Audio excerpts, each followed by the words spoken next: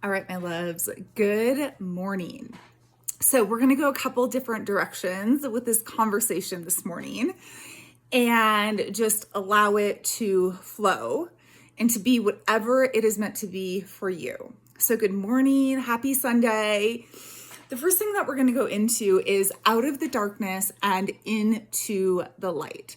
So literally, this is meant to be a book, a movie, a production. There is so much juicy content around this title, around this phrase, out of the darkness into the light.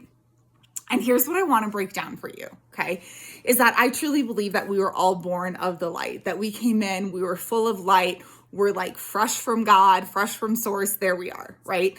And we enter into these households and into this society with things that are less than love, right? There's like abuse, there's trauma, there's pain, there's yelling, there's screaming, there's all this like, oh my God, like where are we now, right? And so that starts to, over time, affect the purity of our light, as you know. And so when we have traumatic experiences that I believe were actually just supposed to pass through us, so many of us have held on to them, right? For like many, many, many years, like sometimes 40, 50 years, have held on to some pain of the past. And it's like lodged in our body, it's lodged in our field, and it distorts our light. Okay. And it distorts our actions and it distorts our thoughts and it distorts our consciousness and all of that stuff. And so at some point as adults here, many of us choose to start working with that stuff that is within us. Okay. Because we're not having the results that we want in life. We don't have the relationships that are the happily ever afters. We don't have like real solid friendships, right? Or we're lacking in that, or lacking in career. And by the way, I want to say this, okay? If you are a woman or even a man who has zero friends, there is nothing wrong with you, okay?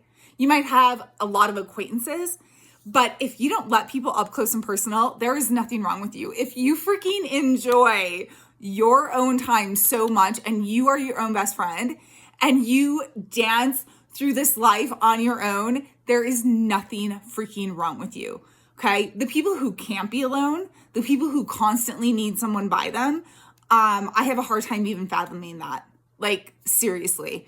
And I have chosen to spend a lot of this life alone, which is also another video for another day on the realizations I've had around that as of late, okay?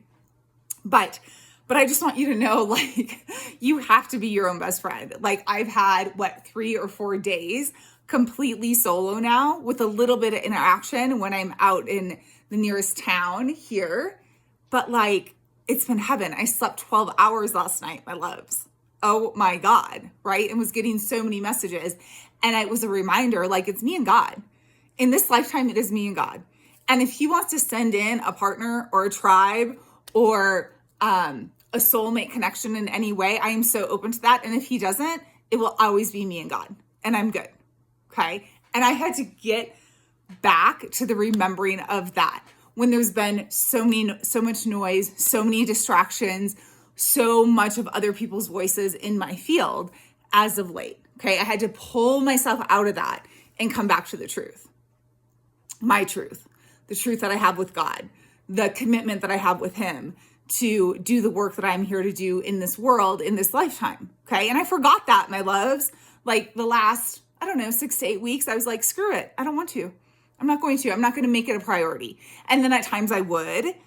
And at times I would make my health and myself a huge priority. And then like for a day or two, I wouldn't. I would just be like, no, it's okay. I don't need to do all those things, right?